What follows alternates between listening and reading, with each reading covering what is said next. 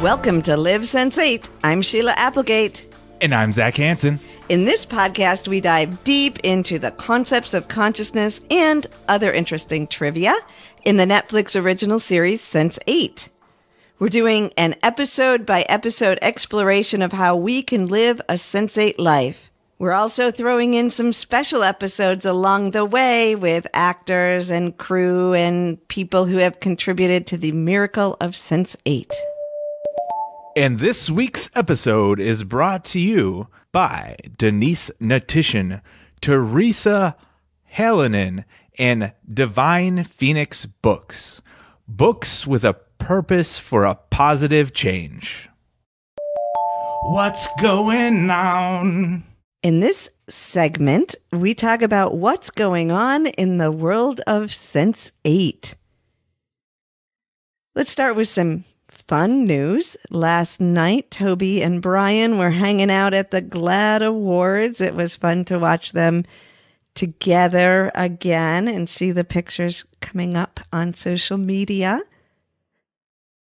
On a more disappointing note, the screening in Chicago, which was on my birthday, got canceled. And so now my birthday is just not going to be the same. So it's all about me. I'm sure nobody else is disappointed. Anyway, we're all disappointed, but we want to continue to thank and support Lana and Karen and the Music Box Theater in Chicago and Emily's List, who put so much energy and effort into making it happen. My idea is let's all go ahead and donate to Emily's List on behalf of Sense8, since they're not going to get the fundraiser that we hoped they would get. And it's a really good organization to help promote women in office. So check that out. And if you feel moved, donate. That's how I dealt with the disappointment. And it did feel good. Now, on a similar note, this is a secret, so Lana, if you're listening, cover your ears. Lana's birthday's coming up in June, and there is a project going on through social media to create a very special birthday gift for her with some happy birthday clips from all the fans around the world. Put the information up on Patreon, so get out your cameras and give Lana some love so that she receives the most beautiful Sense8 birthday gift she could ever imagine. All right, let's get going. So, Zac, just me and you. Just the two of us. It's been a while. We've had some guests lately. We have. It's been exciting. It's been fun. We had Martin here in the studio with us, and then Paul was awesome. Ethan, amazing. Yeah. And now it's back to the two of us. It's back to the two of us, back to the show. All cozy. We're going to do an episode, right? Yep. Let's do an episode. What episode are we doing today? I almost lost track. Episode 8, Season 1. We will all be judged by the courage of our hearts. It aired on June 5th, 2015. It was written by the Wachowskis and J. Michael Straczynski. It was directed by Dan Glass. Nice. Yeah. All right. And a little synopsis before we go in. Sun fights to adjust to her new life as Capheus tries to change his. Will and Nomi dig up some disturbing information that could change everything, and Will and Riley, they start feeling some love, and we have Wolfgang. He goes back to his childhood a little bit. It's a very interesting episode. Yeah, let's kind of dig in. All right. So you said Nomi and needs to dig up some information. we start to hear about the BPO a little bit, right? The BPO. The BPO. The bad guys. The institution. The man. The man. It's always the fucking man. You know what I'm saying? They're always at our back trying to do devious things. So yeah, they're starting to see, kind of give us some of the history about that as they learn it, and we get to have a little idea about what the story arc of the hero's journey is going to be like, right? Mm-hmm. So that's interesting. And we understand some of Whisper's abilities because Nomi and Will both kind of talk about and discover how Whispers took over the body of a lobotomized Sense8 to do the shootings. So that's a pretty cool power, if you ask me.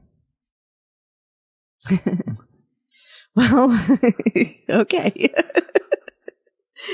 And it gives us an idea of why maybe they were trying to lobotomize. So the whole thing, and I think this is kind of a societal issue, the world is traditionally afraid of people who cannot be controlled. So if we are empowered by our Sense8 senses, or our more than 5 senses, our Sense8 abilities, our super senses, and we know ourselves, like Jonas has been telling them, trust yourself, know yourself, you become a threat to the organizations that wish to be empowered, to the people in power. And we see this in religions, we see it in government. So here we have a very clear depiction. If we lobotomize these people, then we can control them. I think there's a little bit of a metaphor in there. Yeah. And we can use them as killing machines. So, well, there's also this scary idea of like a sleeper cell, or sleepers who can be triggered by a keyword and turn into assassins or things like this. This kind of lore actually goes back into like in modern history, into the ninjas and mind control and stuff, where it's been said that they've done that. Right. And like the whole Bourne Supremacy movies and stuff, MK Ultra, all these ideas of mind control based on words or triggers, but instead Whispers just hops in a body. Makes it a lot easier, right? So it's interesting. It's interesting, the storyline that's developing.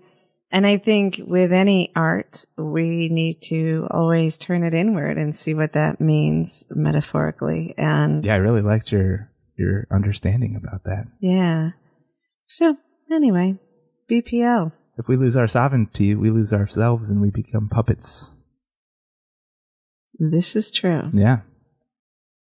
But what is the way to fight the people like that? Oh, to fight them. That's a great question, Sheila.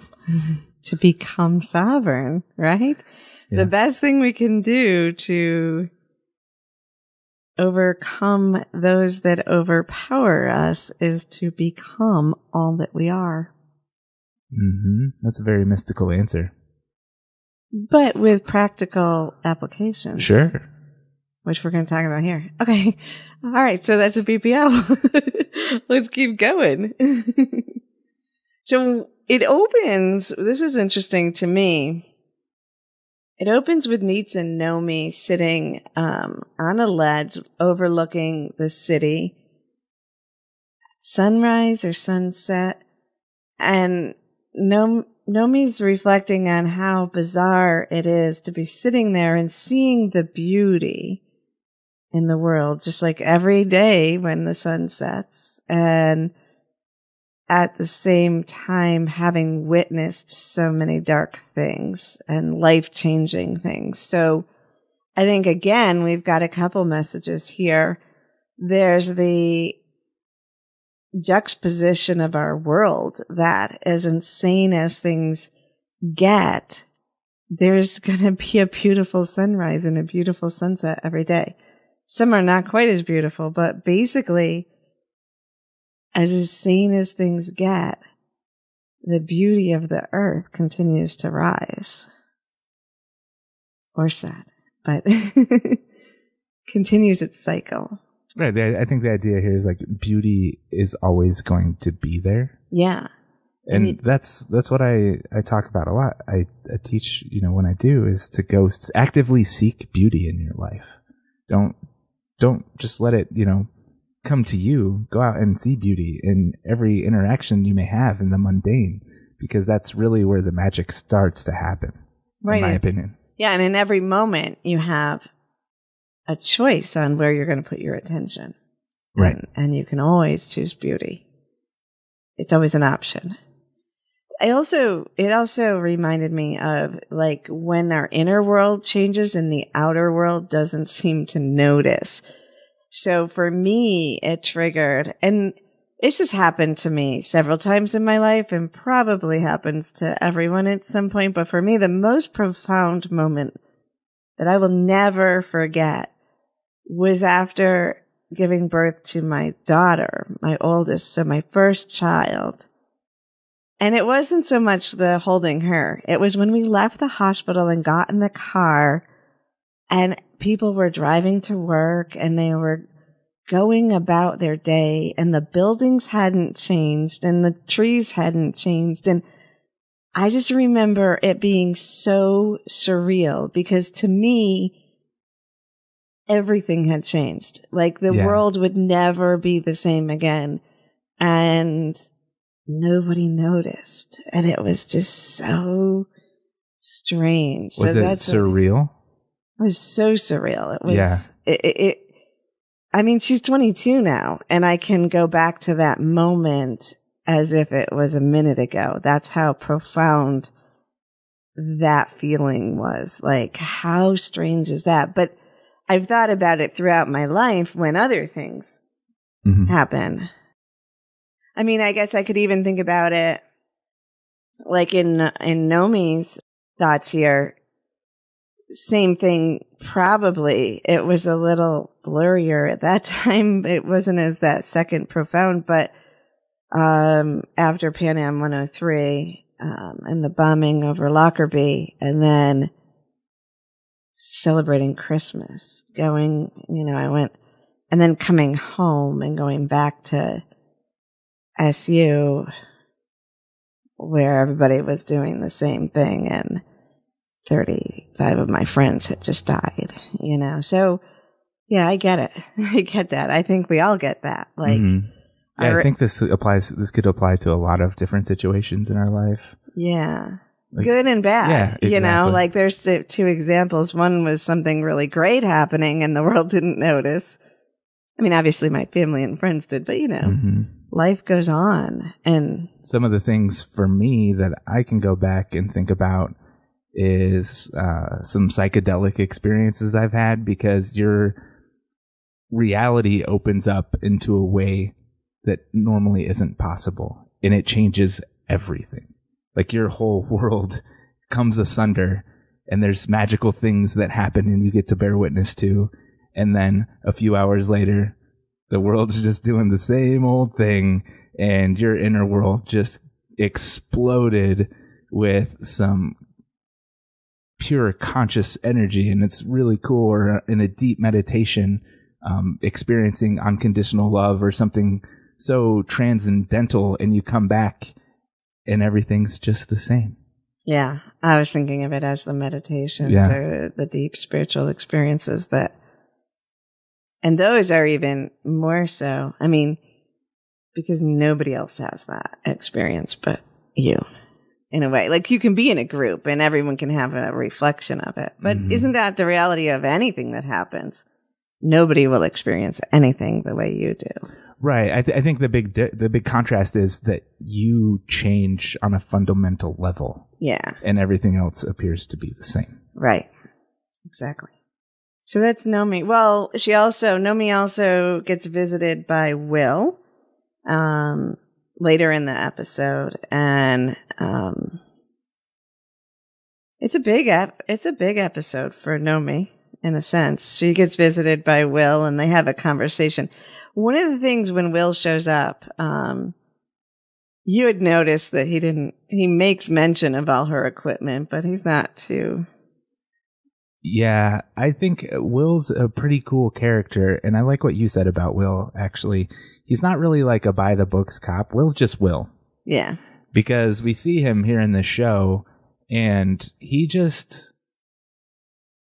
a good detective, I think, because he questions the narrative, right? He's like, it's not necessarily right or wrong. I don't think he's a black and white thinker. He isn't, which is interesting because you were pointing out the rules. And even in this episode, when he and Sun help Nomi escape, he knows the playbook. Like, he knows everything the cop is going to do. And he tells Sun later in the scene where they're getting away.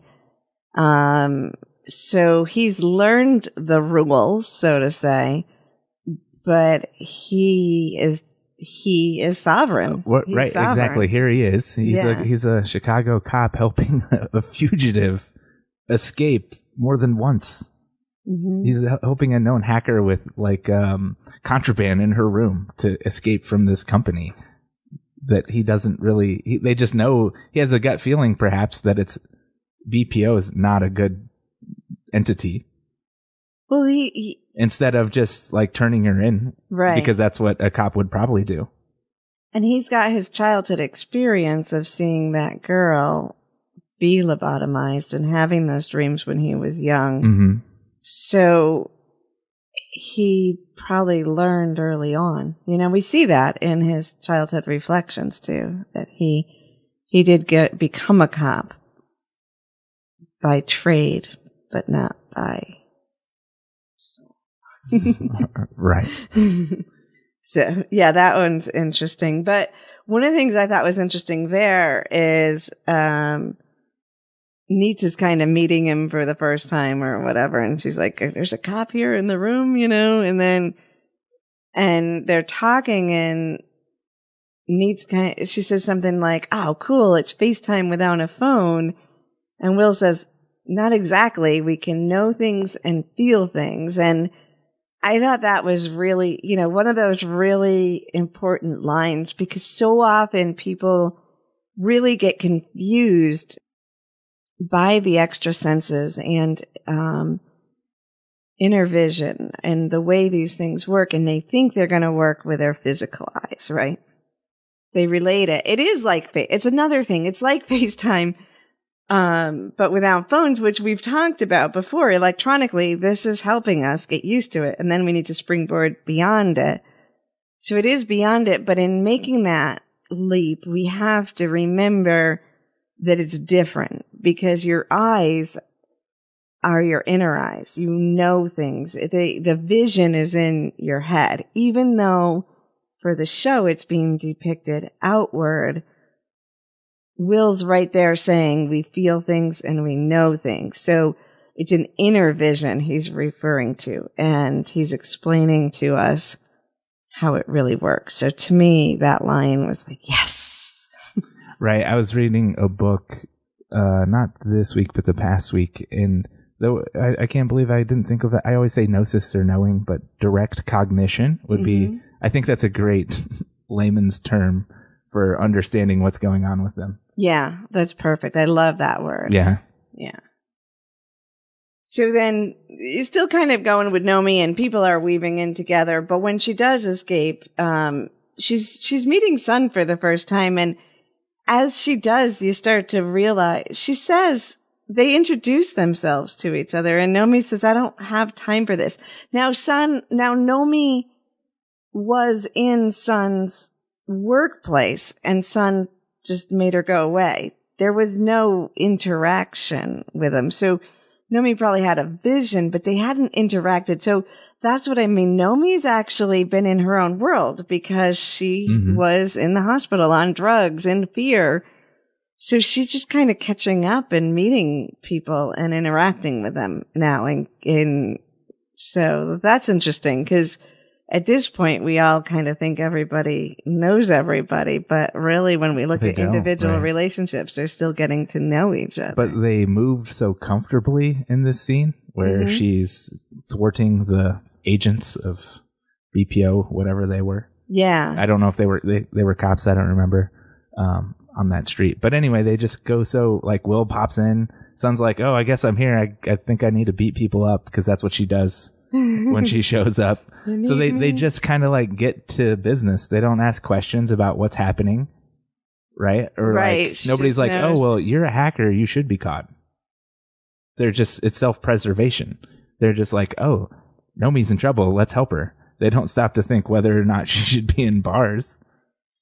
Right, because at this point, I think they've surrendered into the idea that they're all going through this miracle together and that somehow they're on the same team. I mean, I think I think it's cool. And then Capheus pops into the car, just like they just start working so well together. From and this is the moment where we really, so we had the turning point before when Capheus asks for help and Sun responds, but now, and we remember now, Nomi was asking for help in a sense back at that same episode, and nobody could hear her because she was in the fear and on the drug suppression, whatever they were giving her. Yeah, like the second episode or what, when she was in the hospital room. Yeah, and now she's like, she doesn't even know Will's name yet. She's like, cop guy, come back. Where are you? They did help her out of the hospital. So. But they're now working as a team.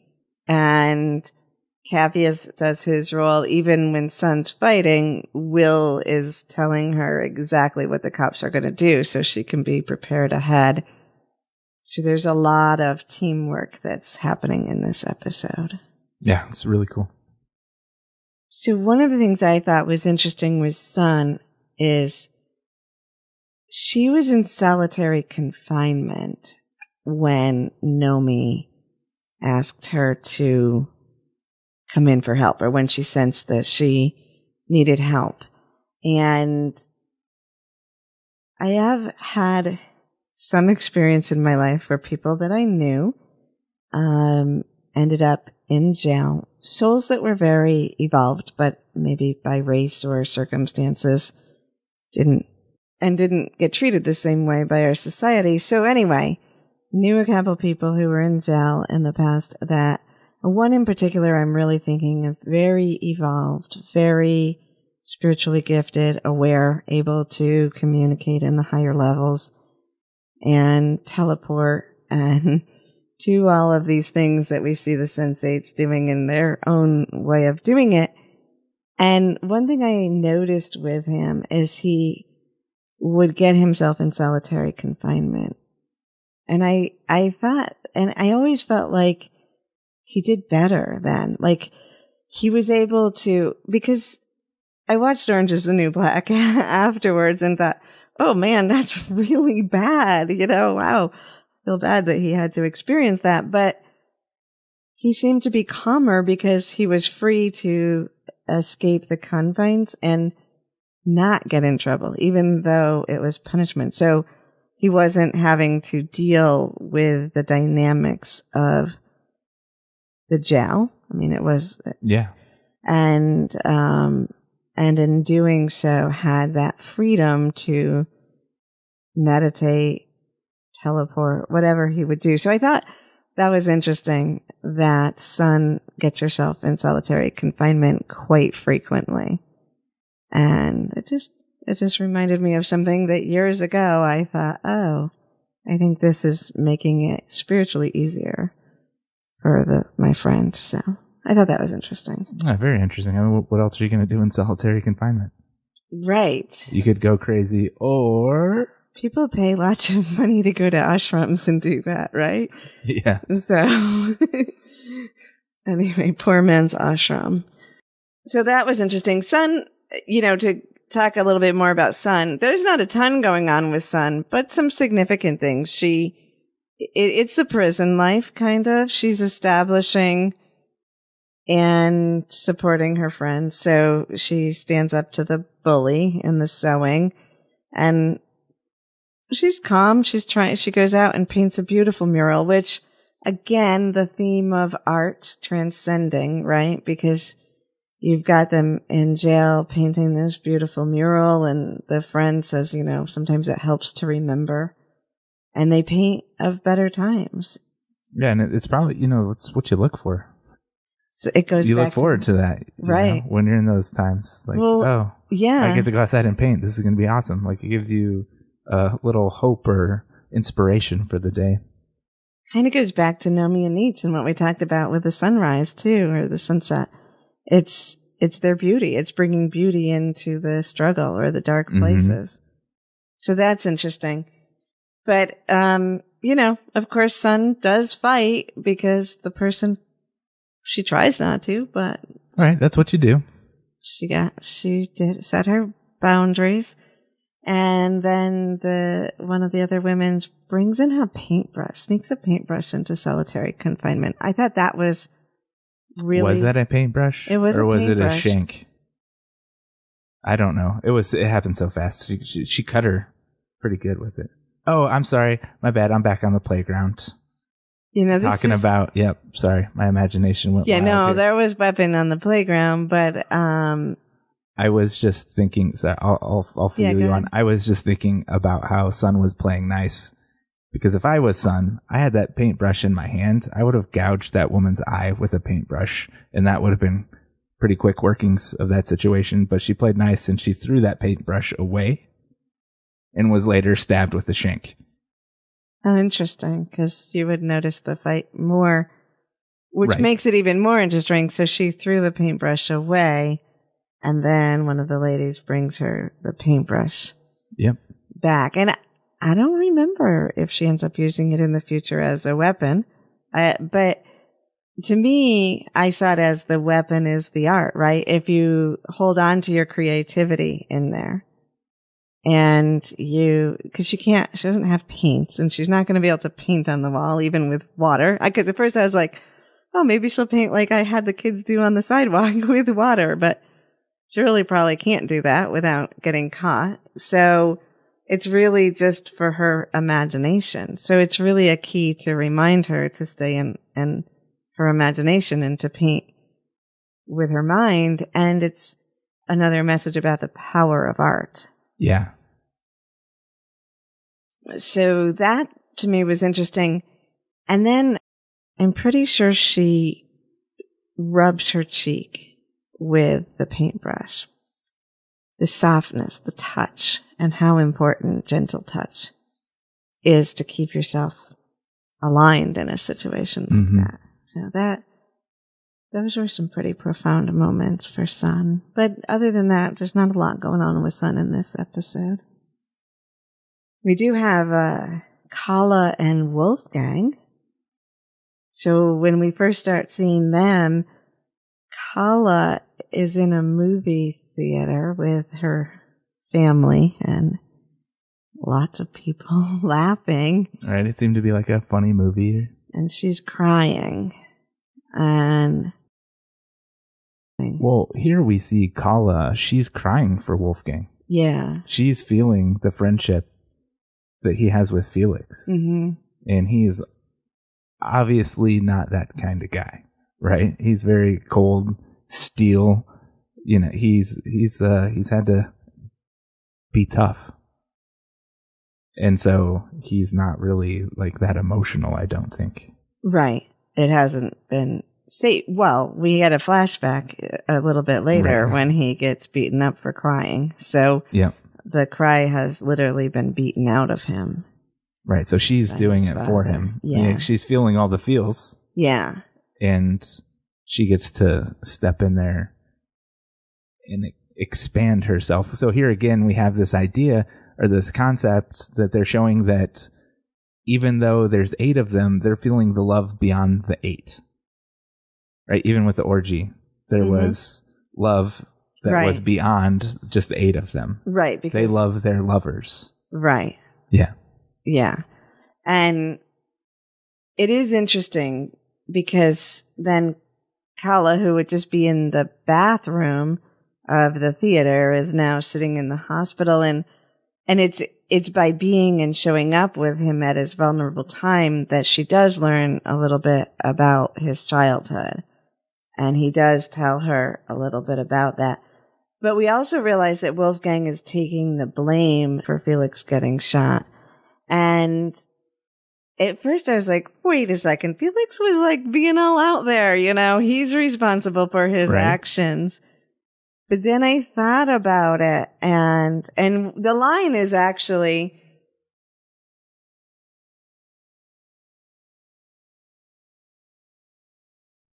Wolfgang says, it was my fault. I wanted to prove something, and I wanted to change something that can't be changed. And Kala asks, what? And he says, the past. So when we think about that, then we realize that Wolfgang is referring to having stolen the safe in the first place as a way of sort of avenging his father, maybe. Or as... I actually saw that was his attempt to elevate himself beyond his position. I don't think...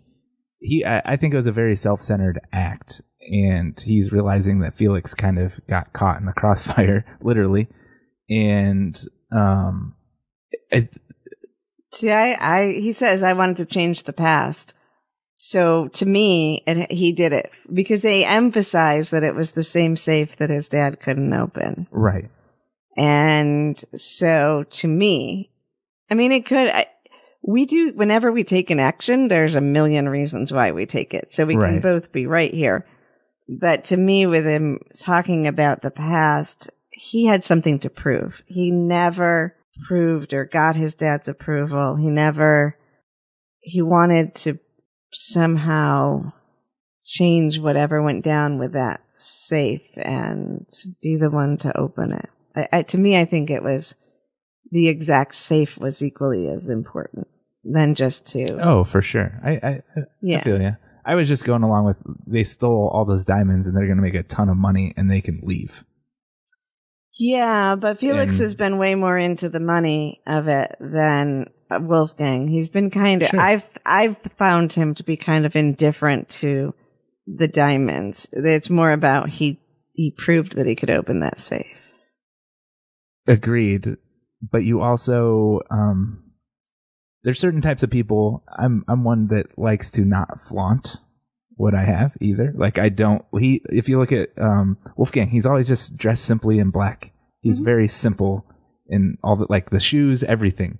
He's a very simple, don't look at me, stay under the radar kind of person. I think that's part of his personality too. So he might not have cracking the safe might have been more important to him, but the money that they got from it would also elevate. It gave them a chance to leave their situation.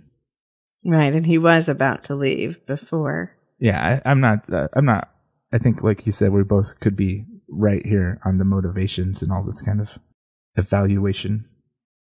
Wolfgang asks Kala where she is, and she says, I'm in a movie, or at the movies. And Wolfgang says, oh, that makes sense. Well, I think he just says makes sense. Makes sense.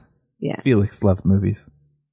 Yeah. And so to me, I thought, well, that's another really interesting line, because when you're living in synergy and following synchronicity and noticing all that, and you have people around you who do that, that's a really common phrase. Like, you know, if I'm talking to my friends and I say I'm doing this at this time, you know, I was doing this at that time, and they'll be like, oh yeah, that makes sense because I was doing this or whatever.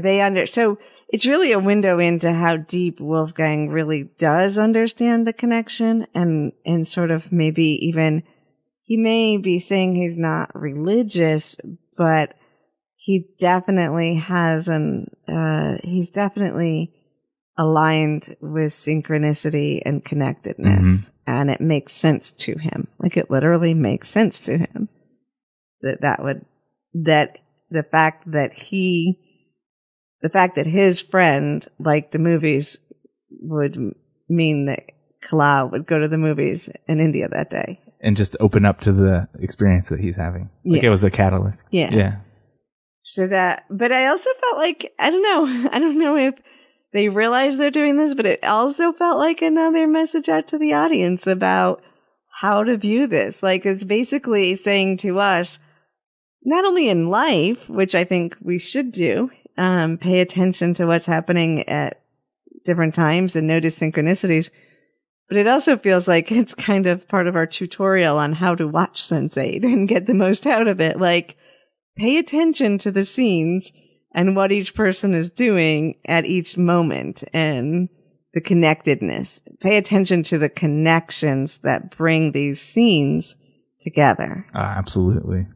And everybody we've interviewed that's talked about the Wachowskis is their attention to detail and putting everything so delicately together to produce resonance. Yes. Within the human body, within the audience.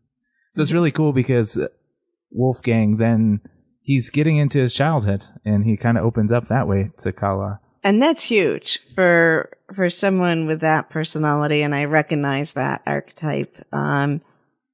When you start to disclose your childhood, that's a level of intimacy for him far beyond sex. Yeah. From what we're seeing. And so within this is really cool to me. It's been suggested a few times already, but you really get to see, he talked about how Felix loved the movies and how they skip school to watch the movies. And their favoriteest movie of all time was Conan the Barbarian. And this sets us up to one of the themes that's in the show, because it's really important to watch everything in the show, like what movies are in the background, all the clips that they're playing, and all, like, everything means something in this show. It was put there on purpose. And as they're sitting there watching Conan, and you're sitting there just watching in, they have a line from Conan the Barbarian that's playing.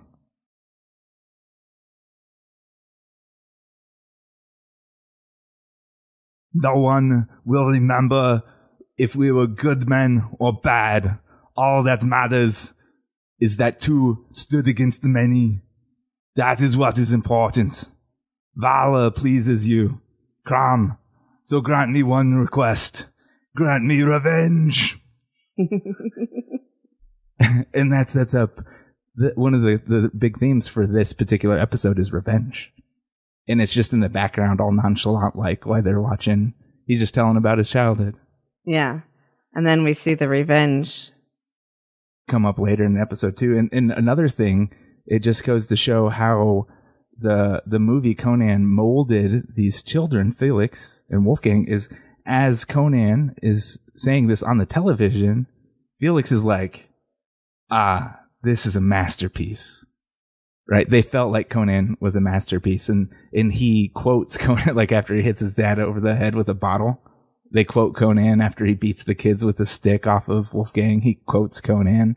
Like, it was a big part of their bonding experience, I think, is growing up and looking for a hero.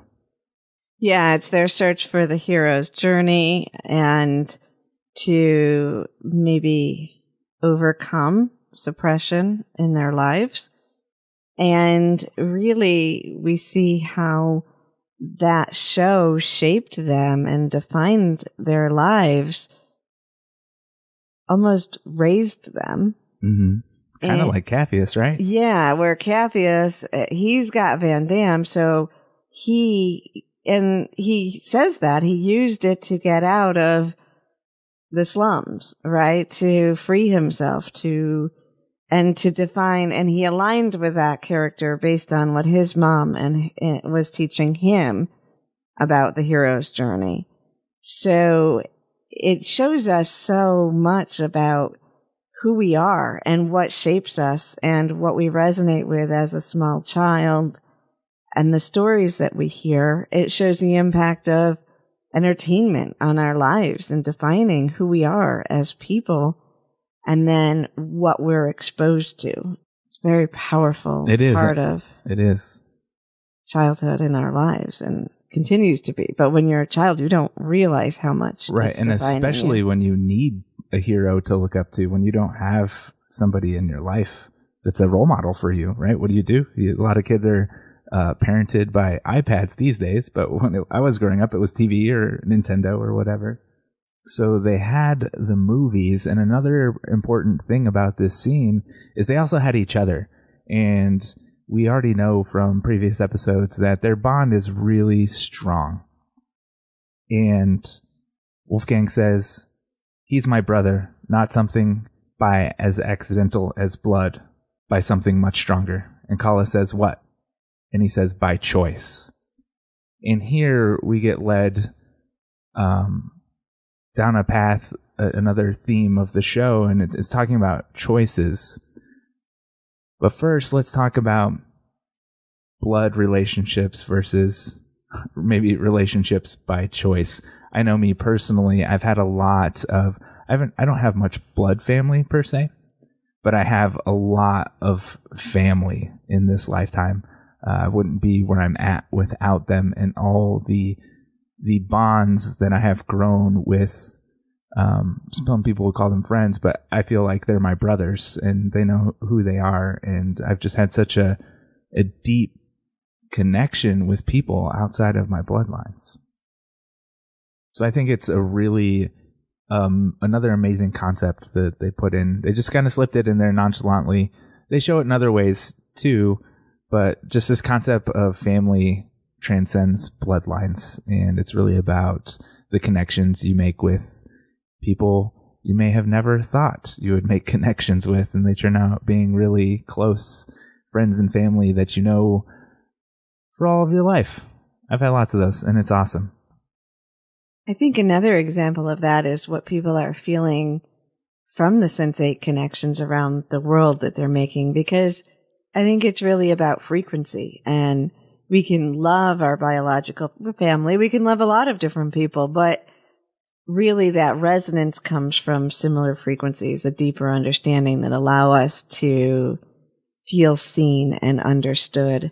So we're seeing it on screen, and then once again, we're seeing it rippling out into the world of fandom where deep connections are being made similar to the Sense8.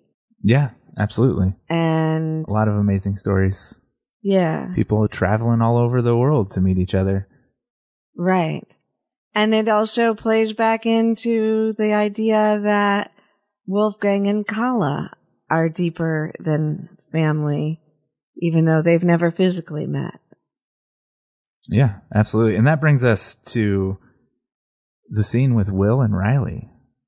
Yeah, that's another example of that deep connection. When we were watching this again, so this was my second time watching it, when Will was like bending over to pick up his vest or something, and as soon as I start to recognize Riley, there was just this wave of resonance that came over me, and it was like this palpable chemistry that they have together, and she was just standing there. Yeah, you said I felt it. You felt it before we even panned to see Riley. It was intense. There. Their relationship, and I think souls are recognizing that, desiring it. I think we have that desire for that deep resonance and connection. But for me, the scene when their hands touched, and I actually asked you to replay it because I thought the train behind them had stopped. Because in my life, there were times when my hand touched the hand of my twin flame, and it felt like we were in a movie scene where everything goes quiet and nothing moves still. And timelessness. There's this, it's unexplainable, but people capture it in the movies, and it's unexplainable, but they capture it, and there's an intensity. In this case, they aren't even doing that physically, and I felt that too. In fact, I was saying that last night on a different topic. I was saying there's some people who I'm so connected to their souls, and I'm more connected and feel more intimacy and connection with them in our soul-to-soul connection than in our physical interactions. Like, we may not get along, but we may not have as much in common in the physical world as we do in our spiritual connection, even if we both know we're having that spiritual connection. Yeah. Which, I know this is another topic that we're going to get into as I go on, but I keep thinking about that here because they're all having these incredible soul connections, but we never had to see them try to put that into real life. And I think we as human beings translate that into our physical world relationships, and we think everything should be as fairy tale, but everything does start in spirit. And that's what's beautiful about these relationships, is that they're coming from the spirit down, which makes the physical world easier because you already know each other on a soul level by the time you come into physical contact. But you still have to do the day-to-day life. Like, You still have personalities to deal with. Yeah, and whether the toothpaste cap is on or whatever. I mean, I guess they kind of solved that with a little flip top of toothpaste now, but it's still, those things still matter, Right, it's the little things that kill. So in the scene, too, we also have Riley. She gets to show Will a little bit of her childhood.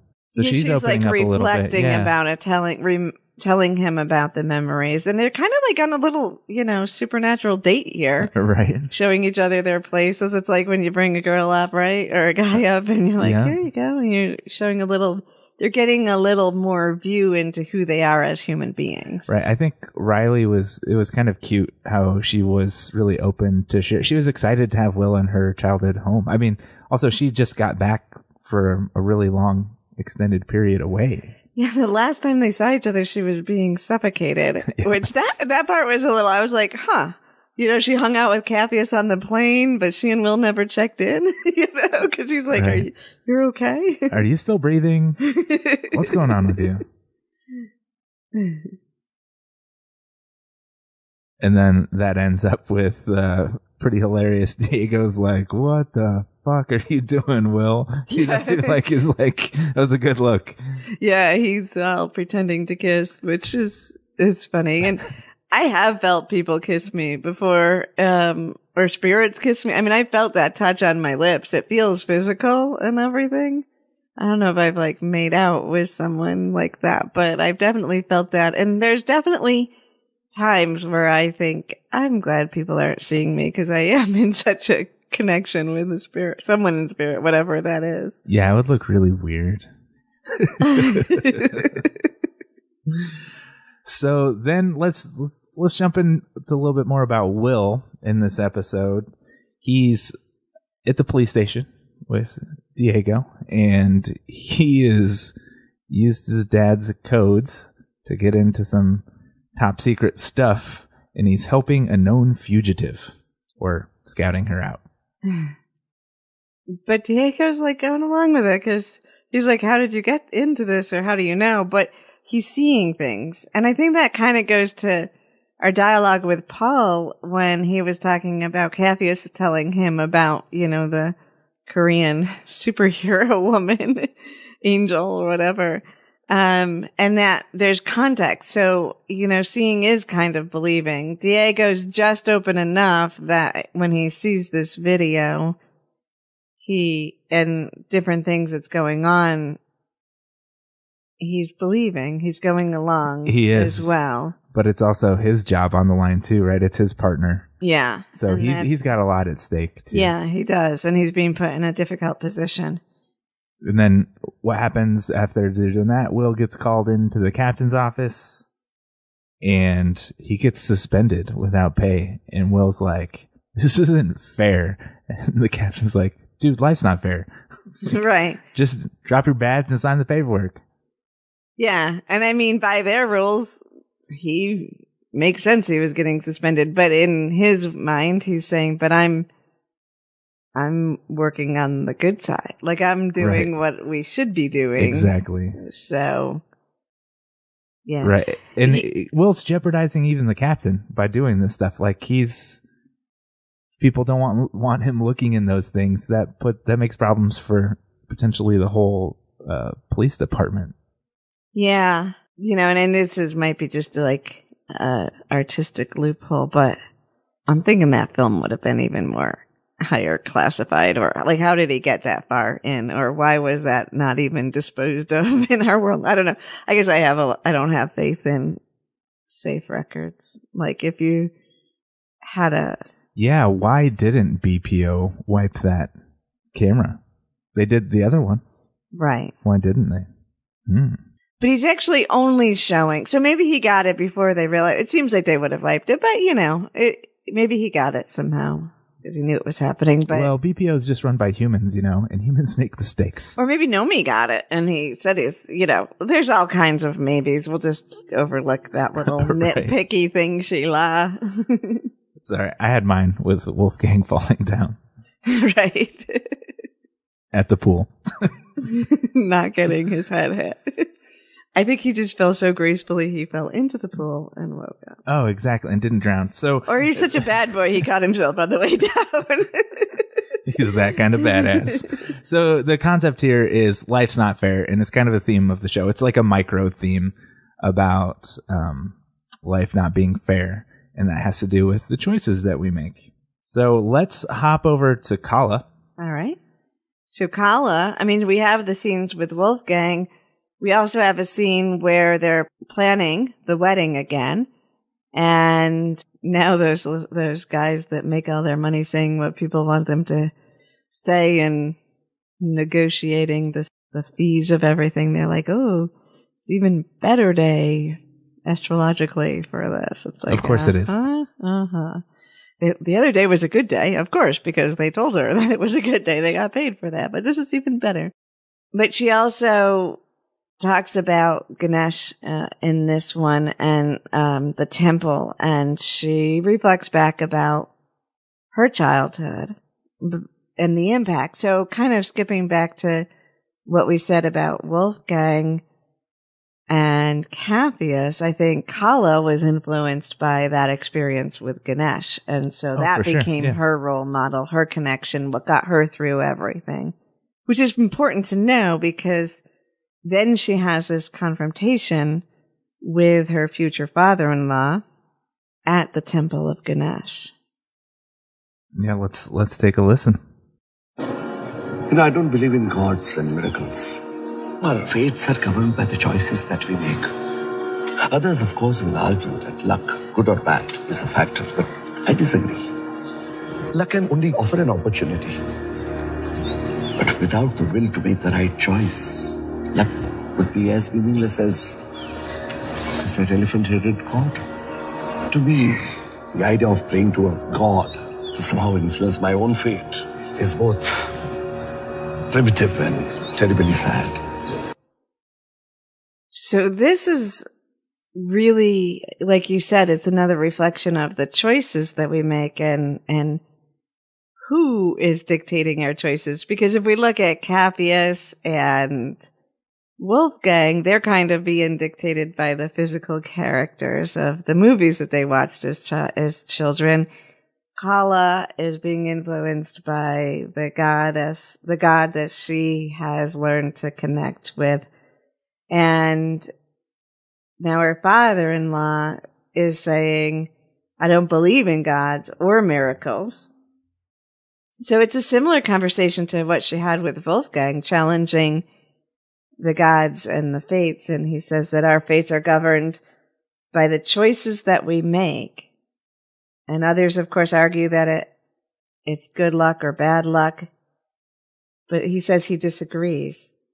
And that luck can only be offered as an opportunity and without the will to make the right choice. So he's really drilling in the choices here. Oh, for sure. And I agree with him a lot on the regards that, yeah, you might be lucky or you might have some synchronicity, but if you don't take advantage of that, air quotes, luck, then it doesn't matter. Yeah, and he's interestingly telling Kala that they should stop the wedding and that she wanted to stop the wedding and that's why she fainted. So whatever perspective you come from, whether you believe it was a gift from the gods, whether you believe it was luck, whether you believe it was, they're all coming up with their stories about it, but she still has a choice to make and he's wanting her to make that choice for other reasons. But either way you come at it, if she had just told Wolfgang that she felt that the gods were answering her prayers and she carries on with the wedding, what is she doing? Right. She's a very conflicted character, I think, when it comes, because she straight up denies her own truth in front of him when he lays it out for her. And she didn't have the courage. She was in fear. You know, you can't have what you don't want. And he just took it away from her. So now she wants it.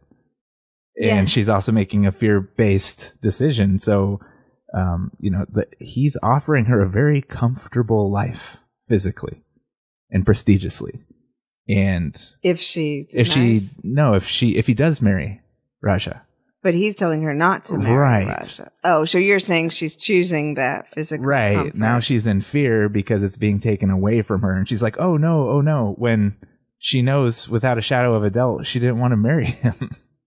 Yeah, I think that there's other layers to this. Of course, like we talked about at the beginning, you can't be overpowered if you're sovereign. And she hasn't found her sovereignty. She's been making decisions for her family, for the religion, for society.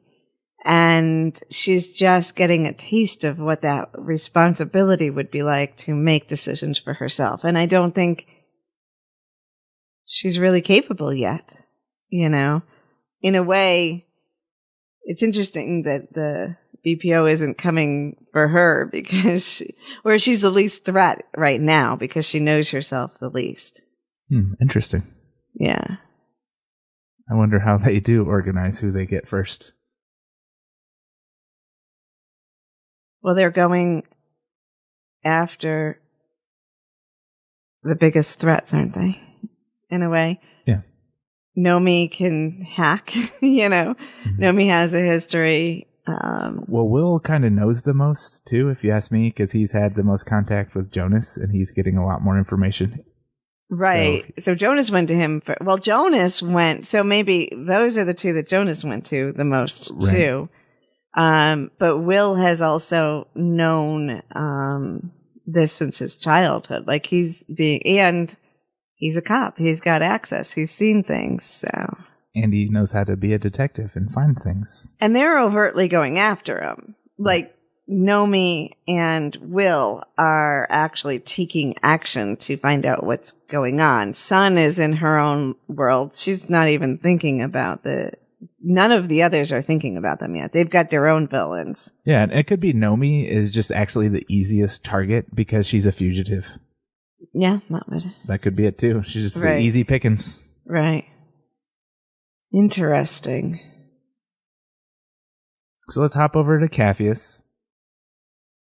He goes over to Jella's house to tell him he's got some more work, some honest work for him. It's a very funny scene, in my opinion. I love the dialogue there.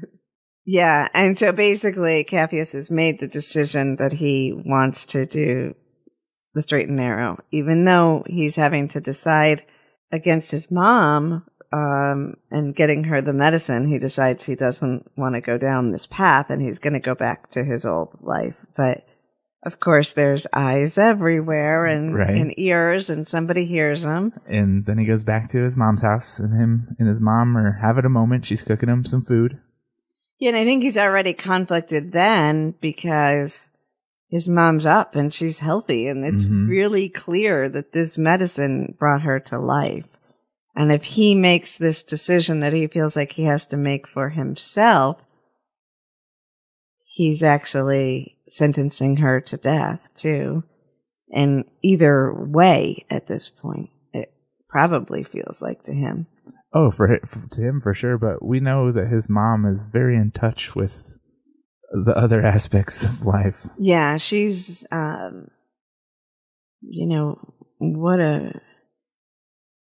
a beautiful mom. Yeah. I kind of faded back to our story or our talk about the soul family. And, sometimes we think people seek out soul family connections because they're not connected to their biological family. But I think you can be connected to both, and it extends outward because Jella is certainly his family too. Yeah. And yet he has a beautiful relationship with his biological family. I just thought that was important for us to remember. Like, it doesn't have to be either or. We don't have to put good, not that you did that. I just think that in the storyline, I've heard a lot. People say, I can't relate to my biological family, but I found my soul family. And it could be, I relate to my biological family. They're awesome. And I found my soul family. Yeah, I agree. So we have Capheus and his mom chilling in their place, and we have the gangsters come in and threaten both of them with a gun to their head, and the gang leader is just looking for some revenge. So that's the next time we are really introduced a little more brashly to the idea of revenge in this episode as a theme. Yeah, and he doesn't actually say revenge. He sets up he says, what is every man looking for? Right. Or everyone who's been hurt looking for something. I wish I didn't get his actual words, but he basically, this is like so obvious that this is what everyone would want. He doesn't even need to say it. Like, that's how strongly he's saying the world is dictated by revenge. Absolutely. Then we have a clip here, and this is Capheus's and his mom after they leave. What am I going to do? I don't know. Yes, you do. You cannot give them the child. You know that. If I don't, they will come back. You've had them. That's what men do. They make threats. And you more than anyone know they have the ability to carry those threats out. And you more than anyone. You know that their threats and even their violence cannot touch the things that matter.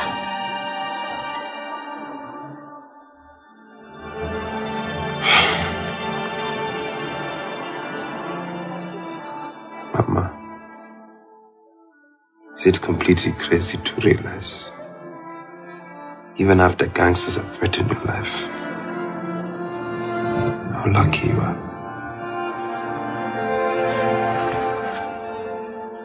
Not at all.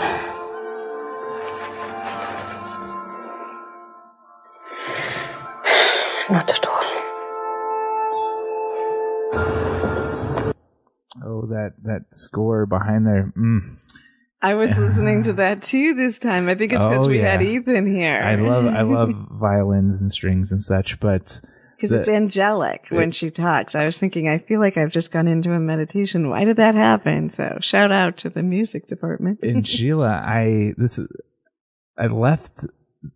that whole clip there because I thought the end was actually important. I was going to just cut it where she talks about not being able to touch the things that matter, but to go to your point in the beginning of the show. Yeah. This was just a tiny moment that just reinforces, they just got threatened from a very violent person who's been after Capheus for a long time with a very terrible situation. And now that's traumatic and it's life-changing. It changes everything. They have to make a decision from here out and deal with whatever that's going to be. And here they are just realizing how lucky his mom is. Well, and I think Capheus is talking about how lucky he is. Yeah. Too. I this time thought, which it's both of them, right? And why are they lucky? And thank you to the divine for making sure you kept this part of the clip in, because that is, to me, what it's all about. It's like she is reminding him. It does go to what we started in the beginning. We are sovereign when we choose to be sovereign. When we don't, it's not about fighting. It's about being beyond the fight, to know that they can't harm us when we stay in the space of love. And that's what she's saying. Love never ends. Love is continuous. And when we remember that, and we remember that what is truly important doesn't go away at death, it is beyond death, that's when we can make the decisions that are truest to our heart. Exactly. So the things that matter the most are us is actually our essence, the essence that animates this body and personality. And those are the things no human being can touch. Yeah. And as we're talking, this is a slight tangent, but it's all within it. we don't really find out what's going on with the girl or what they threatened. The first couple times, I didn't even realize what they had threatened. Yeah. Until the next episode. But if we listen carefully here, she says you can't give them the little girl. And so she understands the cycle of life, right? Like, that girl has a life to live, and she knows she has AIDS. She knows she is dying. She knows she's at the end of her life cycle, and she knows that it's her life that they threatened, not Capheus's. Basically, the idea of the theme is we're going to hurt the person that you love because that's worse than hurting you. And so not only is his mom honoring the cycle of life, but reminding him death won't part us. And, God, if we could all live this way, life will be. When we all live this way, life will be so amazing. I agree. Then we have Leto. Yeah, and this theme carries right into Leto, of course. And let's not forget the title.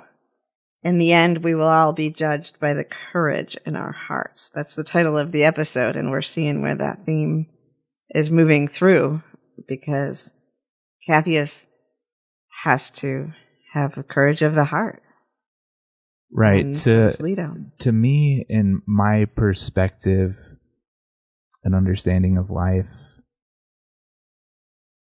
to me, there is one truth. It's an absolute truth. And it is the only guarantee in life. And I know I'm screaming in the face of so many things that say that there's no guarantees in life. But that guarantee is that we are all unconditionally loved. We are loved beyond condition. We are loved with a love that has no opposite. That's a guarantee. We're not guaranteed to be able to experience that, per se. That's what we're here to do, in my opinion.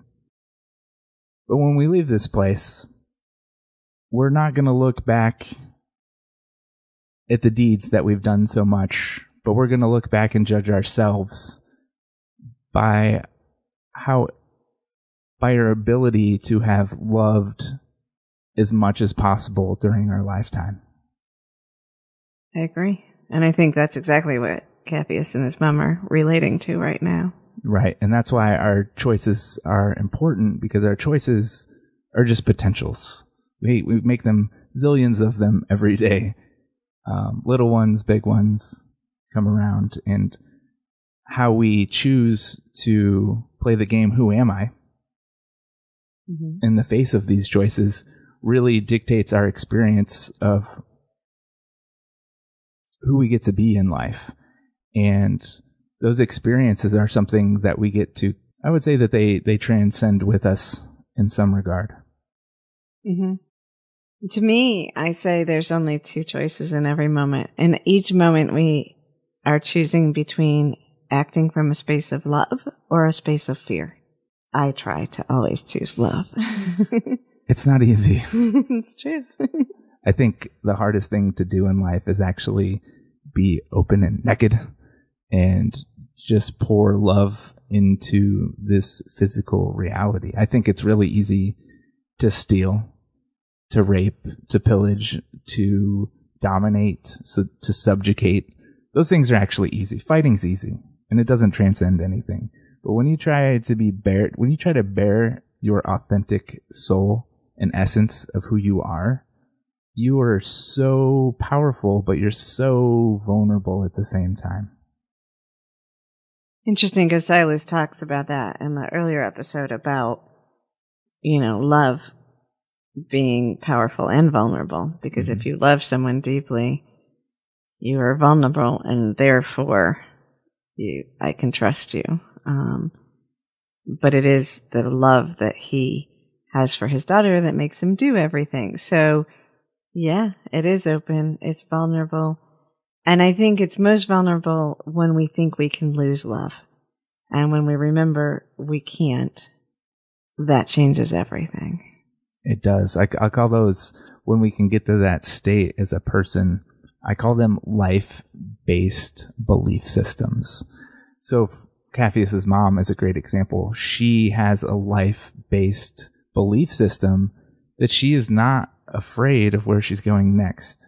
And she understands the importance of people who are here and how they need to live life, like this little girl. Like, she knows she's putting herself aside for even her son to continue on living a normal life instead of worrying about her having to die all the time. And now this other little girl who's probably like 9 or 10, she's got a whole life ahead of her, but she understands. She has that. She's had the experience. She knows, so she can have that belief system. I think it's really hard to say, hey, this is a great idea, but without having the experience of knowing yourself as something more than a body and a mind, it's really hard to actually act in accordance with that understanding. And I think Capheus's mom has throughout her whole life, which is why she's not conflicted right now, because she's had some really hard decisions to make in her life, and she's experienced deep grief because of those decisions. At the same time, as she reaches the end of her life and looks back on them, she doesn't have any regrets because she was courageous in the heart. Mm-hmm. Let's see how Leto's doing with this. All right. So let's set this up with just a summary of what's going on with Leto. We do have another clip, but in this episode, remember, so Leto, Daniela had really violated them by taking video of them having sex, and her ex got a hold of it and is blackmailing. So she returned to him, and she calls Leto and says it's taken care of. Leto's just cool with that. Okay, whatever. Thank you. And, maybe he's still mad. I mean, he was violated, but Hernando's like, is she staying with him? Because they had developed a loving relationship, right, the three of them. And what was she sacrificing? Which they find out later in the parking lot when she brings him back the phone and they give her her stuff. She tells them that she agreed to marry him in exchange for this. And she has a black eye, so we know she's being beaten, and we know that this is a pretty large sacrifice.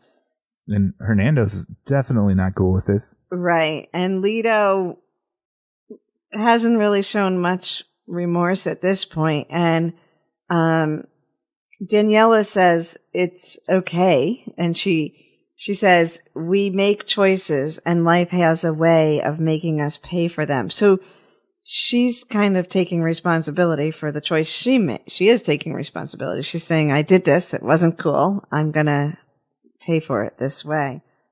Leto says he recognizes that as a line from one of his movies that was called The Price of Life is Death, which is very profound, right? I mean, that is the end result of life. Like, you don't get life without death. It's impossible. They can't be separated. Yeah, in a way, too, now that we're talking about it here, I think this is also the process of shedding what is not true about you. What I mean by that is, so we have this ego, and I don't mean separation from ego, but we create certain belief systems about ourselves, and we have certain experiences and that reinforce this idea of who I am. And sometimes those don't serve us. And along comes an experience that we have that could be traumatic or blissful, or something that really just allows us to drop a piece of who we thought we were because it's not the truth of who we were. So in a way, I think that's what they could be leading to in death. Not death as in physical death, but death as in death of a part of what we identify with. I think that's again, layered, one of my favorite words, because I think there's she's already got a black eye. She's only been back with him about a month. Leto knows he can kill her. He's threatened his own life. And so she is putting herself in danger. And Leto knows that and still chooses to overlook it and let her take responsibility for her action. And she's saying, she's making a decision. I did this action. It wasn't okay. I'm going to take responsibility for it, even if that means a life of pain or death. Hernando is not okay with this. You see Hernando's look, and it is so hugely contrasted with the love that you see that he's been giving Leto in every other scene. And then we move to this scene, which is set in the backdrop of a funeral, that Leto is in another movie. We're always weaving in and out of these movies and what's life and what isn't with Leto, which is part of the theme too. But remember, we've already been told, pay attention to what's happening in the scenes as they match up. So he's at a funeral scene, and they actually say the line in the funeral, in the end, we will all be judged by the courage of our hearts. They say it like, did you hear the line before that? Yeah. It's like, it was like not the size of his cock or like. It's not the length of his gun. Oh, was it a gun? Yeah. I heard cock. There was two comparisons, I think, and that was one of them.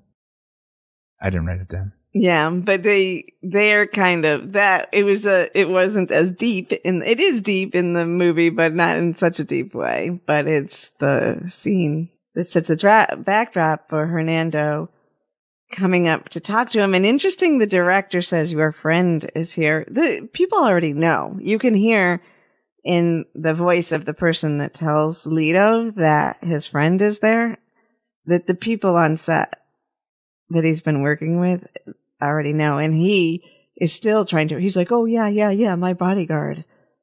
Listen to that scene. You'll see. He says it in a way that indicates he knows that that's a relationship. Without judgment, just like, we're going to go along with your lie. So here we have, this is where Leto meets up with Hernando, and they're talking just moments after that. See, Daniela, in a way,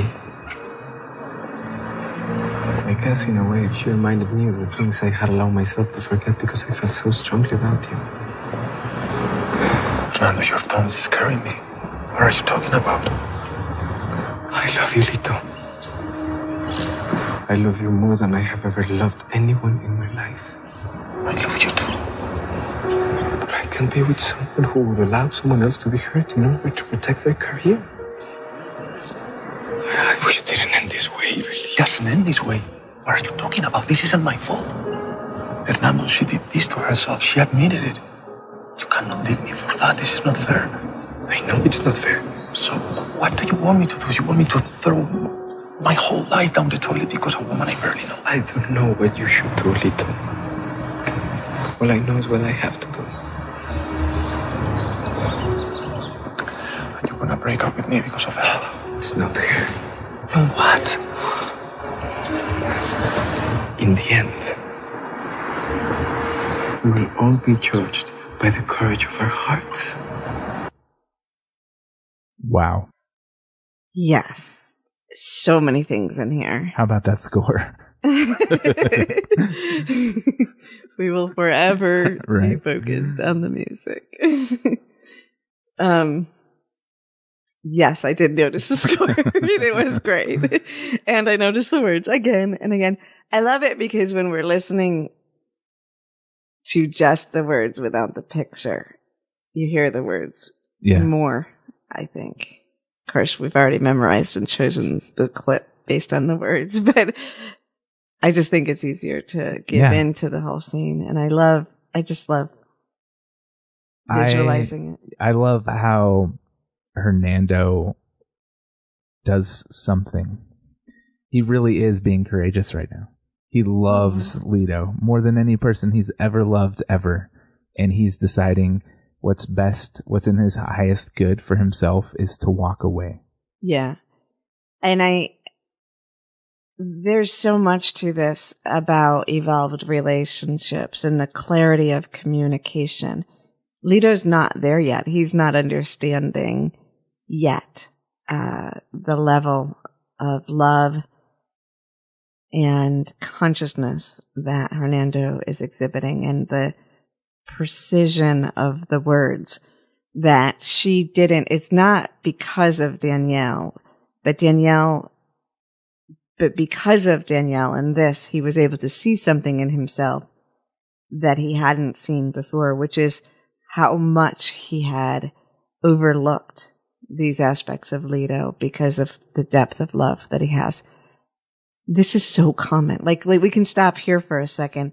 How many times have we been in relationships where we see, and this was something I struggled with a lot because I see people's soul and their highest potential, and I would just ignore the other behaviors that didn't match that weren't integrated until I got slapped in the face with the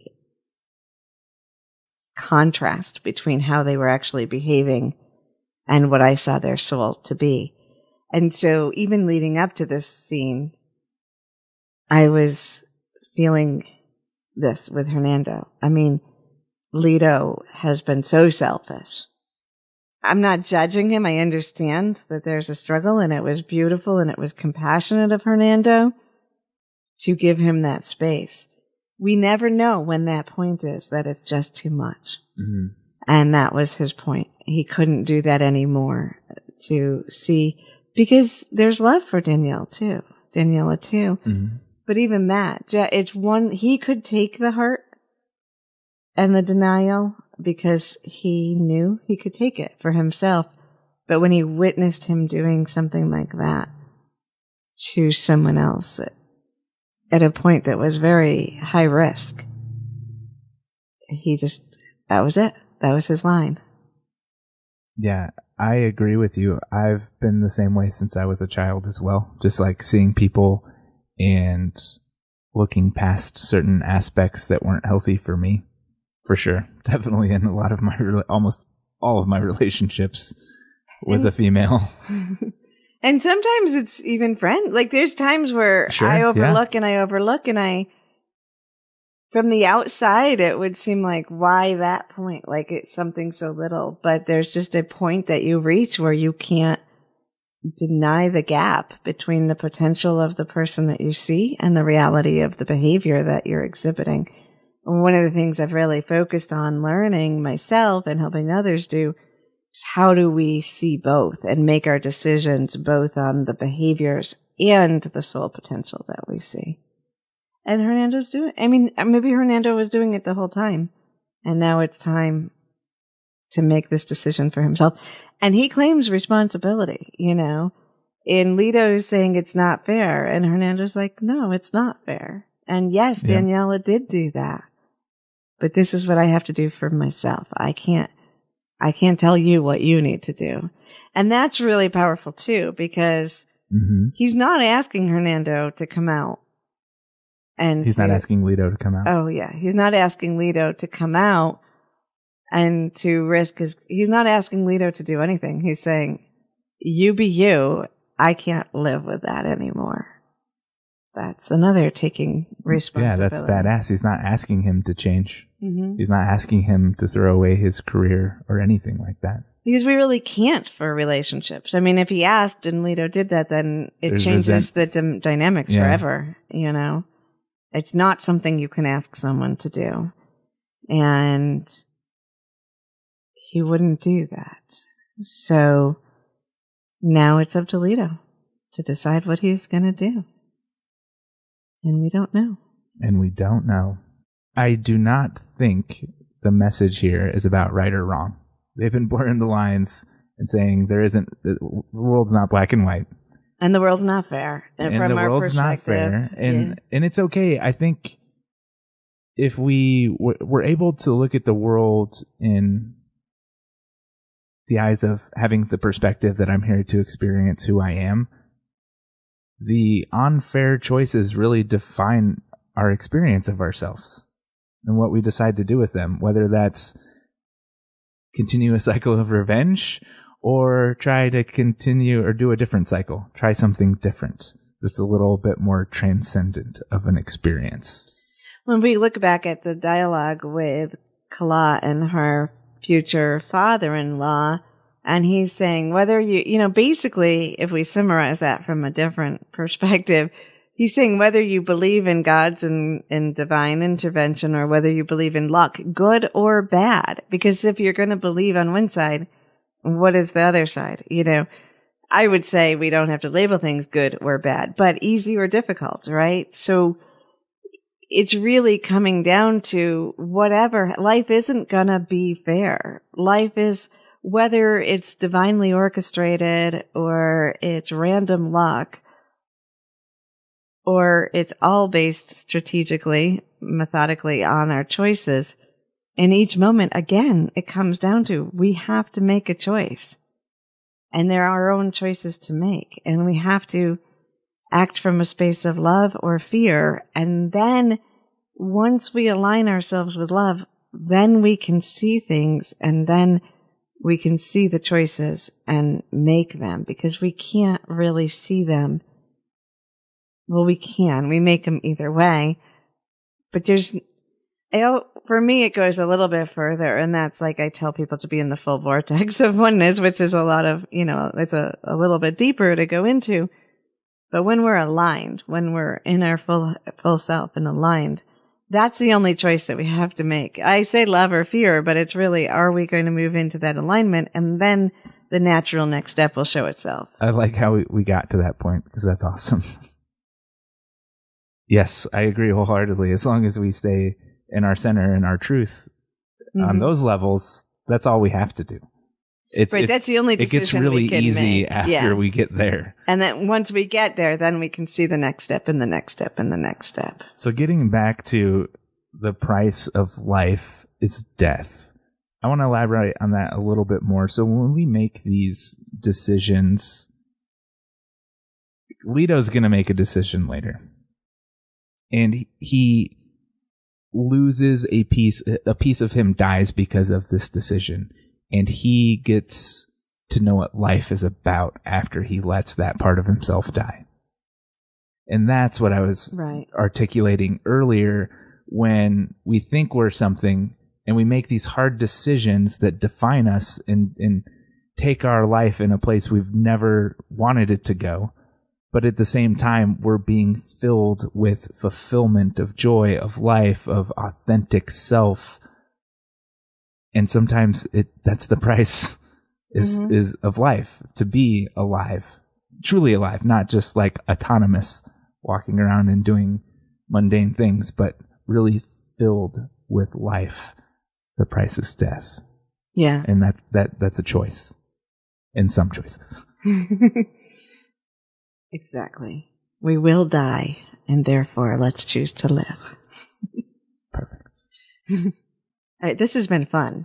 It has been. It's been great. I liked hanging out with you, Zac. Thanks, Sheila. I liked hanging out with you too. Audience, I hope you're with us still. I'm glad you're hanging out with us too. Oh yeah, I liked hanging out with you guys too. I just meant in the studio. We're going back to some guests again coming up here. We got some exciting ones coming up. So stay tuned. Stay tuned, but we're going to be doing the Zac and Sheila show in between some of these interviews, which are a lot of fun too. They are. And we just love being here with all of you. All of you. All right. So if you've loved the show, head on over to patreon.com/LiveSense8. Grab your exclusive perks and support the show. We'd really appreciate that. And while you're doing that, head over to iTunes and give us a 5-star rating and review, because that helps tremendously as well. And if you have any questions or comments about the show, we would love to hear them from you. You can hit us up on Twitter at live_sense8. And you can always send us an email at team@livesense8.com. As always, thank you so much for all your support on social media. It means a lot. And we'll see you next time.